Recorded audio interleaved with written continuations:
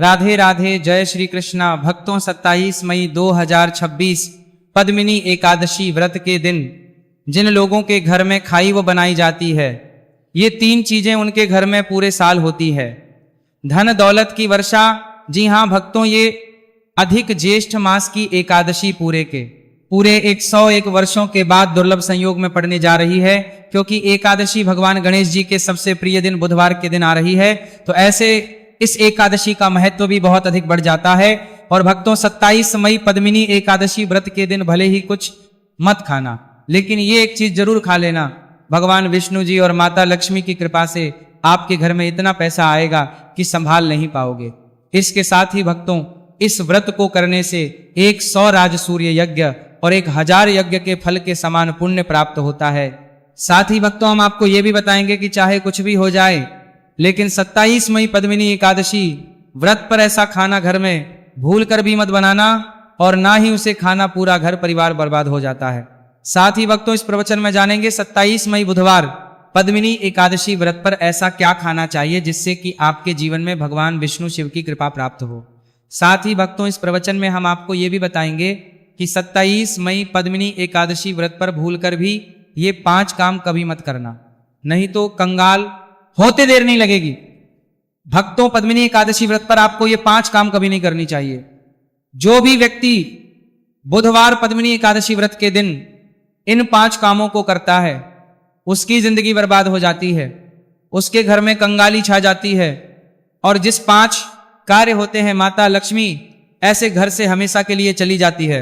भक्तों, साथ में हम आपको यह भी बताएंगे कि 27 मई पद्मिनी एकादशी व्रत के दिन अगर आप इन चीजों का दान कर देते हो तो आपके घर में कभी धन की कमी नहीं होगी, हमेशा ही रुपया पैसा आपके घर में आएगा। तो इसीलिए आप इस प्रवचन को पूरा ही सुने, आधा अधूरा ना सुने। कई लोग होते हैं जो वीडियो को काट काट कर देखते हैं, बीच बीच से देखें, और फिर ऐसे व्यक्ति को जीवन में कभी सफलता हासिल भी नहीं हो सकती। इसीलिए वीडियो को आधा अधूरा छोड़कर ना जाए।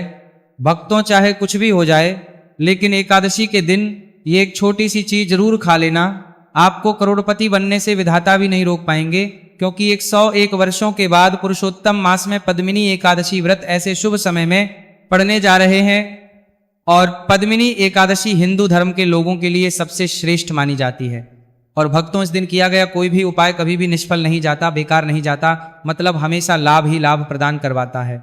चलिए भक्तों, अब हम आपको पद्मिनी एकादशी व्रत की थोड़ी सी जानकारी दे देते हैं।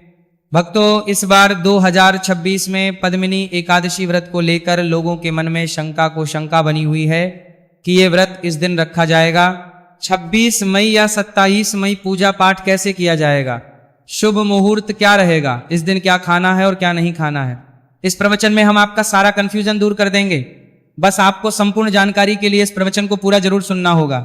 और भी बहुत सारे लोगों के प्रश्न आ रहे हैं कि पद्मिनी एकादशी व्रत के दिन चावल खा सकते हैं या नहीं खा सकते, पहली बार ये व्रत कर सकते हैं या नहीं। इन सभी प्रश्नों के उत्तर आज हम इस प्रवचन में जानेंगे, और यह भी बताएंगे कि वह कौन सी चीज है जो हमें पद्मिनी एकादशी व्रत के दिन जरूर ही खा लेनी चाहिए। अगर आप यह चीज खा लेते हो तो आपको धनवान बनने से विधाता भी रोक नहीं पाएंगे। भक्तों, पद्मिनी एकादशी व्रत है, और पद्मिनी एकादशी व्रत की रात तुलसी में एक चीज जरूर बांध देना चाहिए। अगर आप पद्मिनी एकादशी व्रत के दिन तुलसी में एक चीज बांध देते हो तो माता लक्ष्मी जी की कृपा से आपके जीवन में धन आने के सभी रास्ते खुलते चले जाएंगे।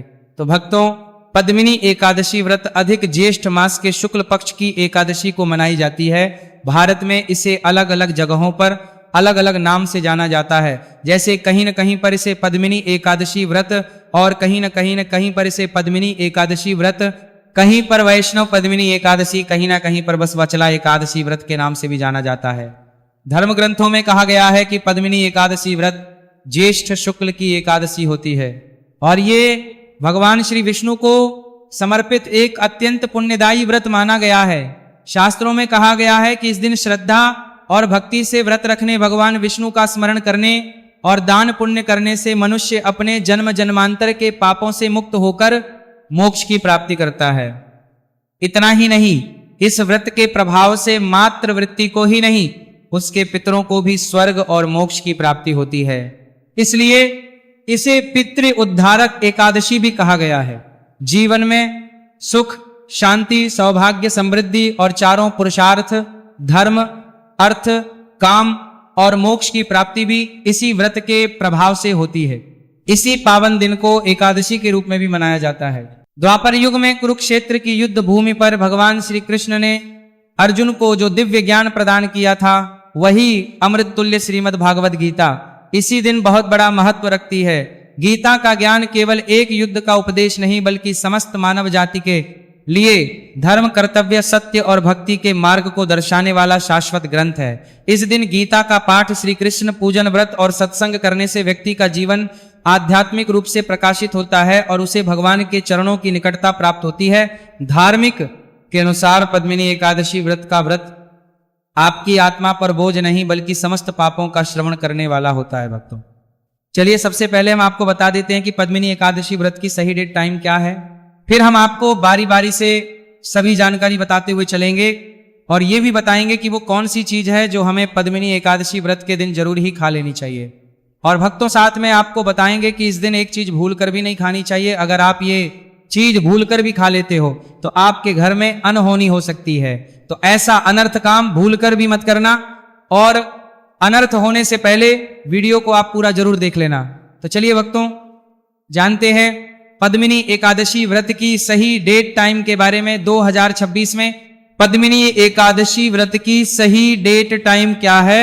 ज्येष्ठ के शुक्ल पक्ष की एकादशी तिथि पर पद्मिनी एकादशी व्रत मनाई जाती है। इस साल ज्येष्ठ माह के शुक्ल पक्ष की एकादशी 26 मई 2026 को सुबह 5:11 से शुरू होगी और इसकी समाप्ति अगले दिन 27 मई 2026 को सुबह 6:22 पर होगी।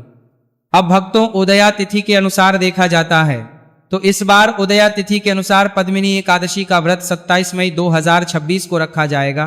चलिए भक्तों, अब हम पद्मिनी एकादशी की सरल पूजा विधि और शुभ मुहूर्त के बारे में जान लेते हैं। इस दिन को सही तरीके से और श्रद्धा के साथ मनाने के लिए सबसे पहले आपको सूर्योदय से पहले ब्रह्म मुहूर्त में उठना है।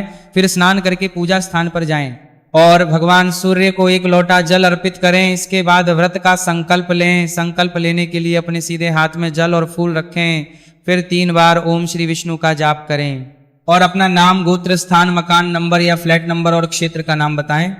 इसके बाद अपनी इच्छाएं भगवान के चरणों में समर्पित करें और भगवान को प्रणाम करके जल अर्पित कर दें। अब पूजा की प्रक्रिया के बारे में जानते हैं। सबसे पहले एक अखंड फल जैसे सेब, नारियल, जो भी फल उपलब्ध हो बिना काटे हुए लें और उसे गंगा जल से शुद्ध करें। फिर भगवान श्री विष्णु की तस्वीर या मूर्ति रखें। अगर आपके पास मौली, पान, सुपारी, लौंग, इलायची या पान का पत्ता हो तो उन्हें भी सजा कर रखें।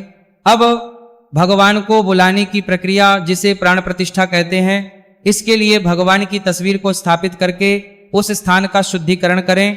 गंगा जल मिश्रित जल से उस स्थान पर छींटे डालें और एक फूल रखें। फिर भगवान को आचमन कराएं, तिलक लगाएं, अक्षत चढ़ाएं, फूलों की माला पहनाएं और एक पुष्प अर्पित करें। धूप दिखाएं और घी का दीपक जलाएं।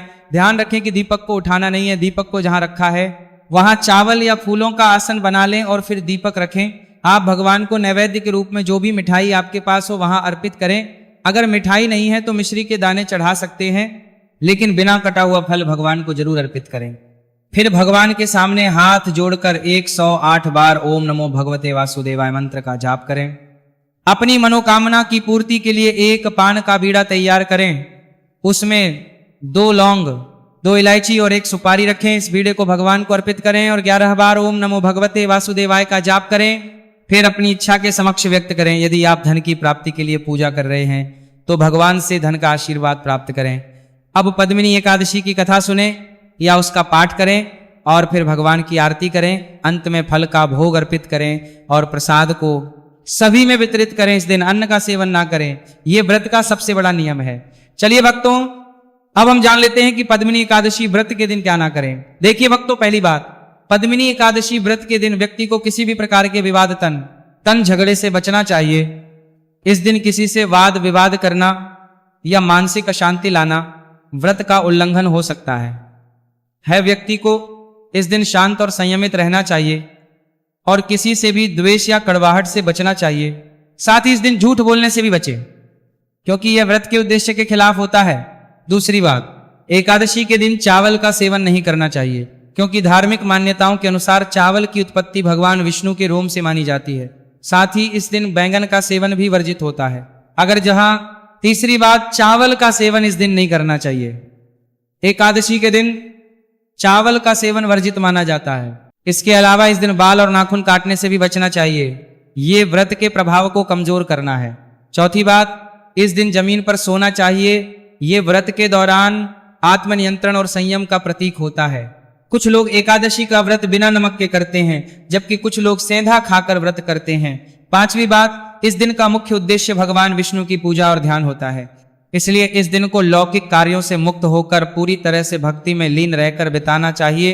पद्मिनी एकादशी व्रत के दिन भगवान विष्णु की पूजा और विष्णु के मंत्रों का जाप करने से पुण्य की प्राप्ति होती है।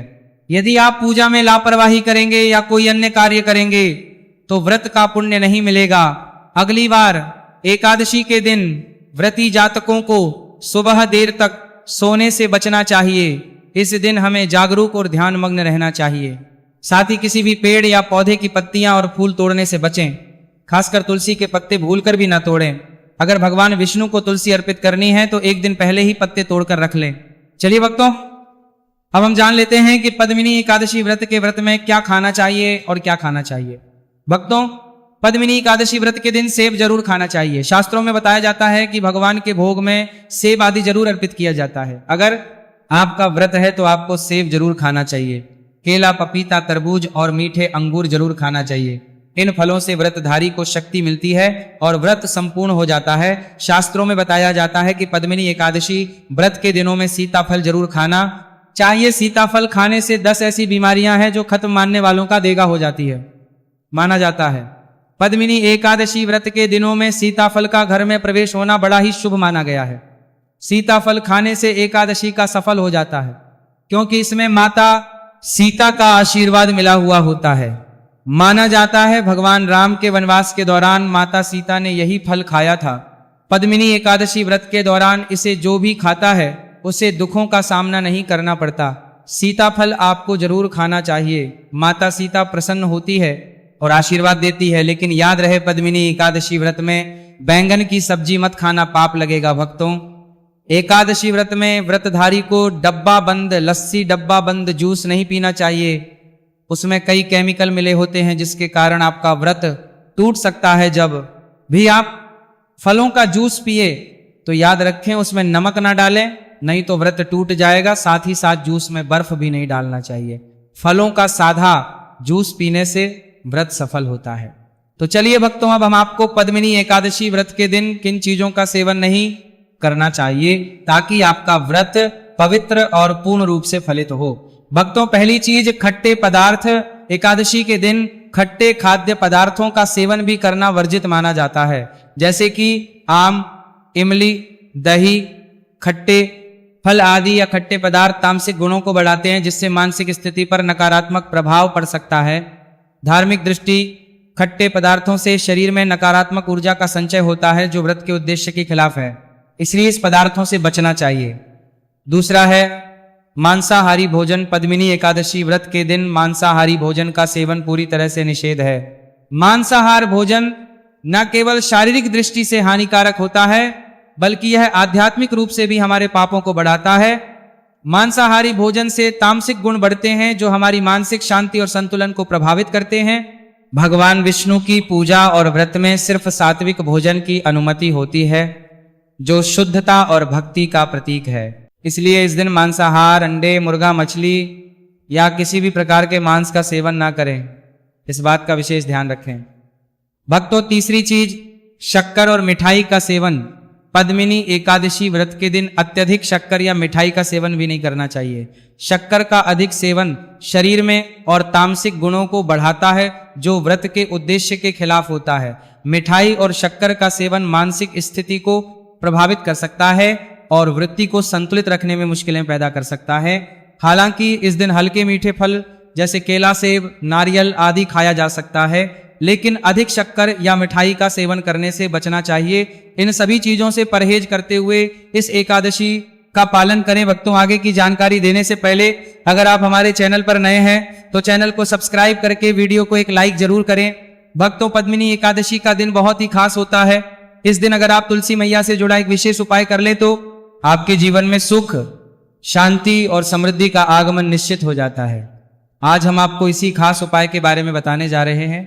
शास्त्रों में साफ कहा गया है कि जिस घर में तुलसी का पौधा होता है उस घर में माँ लक्ष्मी का वास होता है, वहां हमेशा समृद्धि बनी रहती है। लेकिन तुलसी माता से जुड़ी कुछ बातें और नियम है जिन्हें जानना और अपनाना बेहद जरूरी है। भक्तों, अगर आप अपने परिवार की खुशहाली, समृद्धि और सौभाग्य चाहते हैं तो इस पद्मिनी एकादशी पर तुलसी मैया को चुनरी जरूर चढ़ाए। ऐसा करने से भगवान विष्णु और माता लक्ष्मी दोनों की विशेष कृपा आपके जीवन में बरसती है।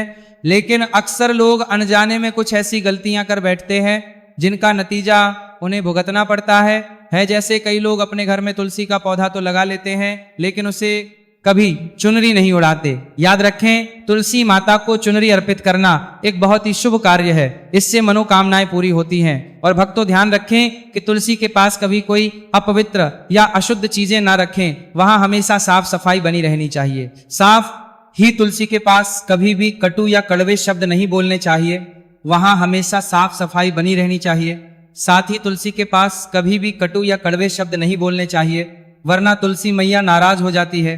अब जानिए उस खास उपाय के बारे में जिसे पद्मिनी एकादशी पर करना चाहिए। इस दिन ब्रह्म मुहूर्त में उठकर तुलसी के पौधे में एक सिक्का नए लाल कपड़े में लपेटकर गाड़ दे। इससे आपके घर में धन समृद्धि के द्वार खुलते हैं और दरिद्रता धीरे धीरे दूर होने लगती है। क्योंकि तुलसी मैया को लक्ष्मी माता का वरदान प्राप्त है, इसीलिए उनका आशीर्वाद मिलता है। इसके अलावा तुलसी माता को इस दिन थोड़ा सा कच्चा दूध अर्पित करें, इससे जीवन में सौभाग्य बना रहता है। तो भक्तों, अगर आपको ये जानकारी उपयोगी लगी हो तो वीडियो को लाइक जरूर करें, चैनल को सब्सक्राइब और कमेंट बॉक्स में जय महालक्ष्मी जरूर लिखें। धन्यवाद।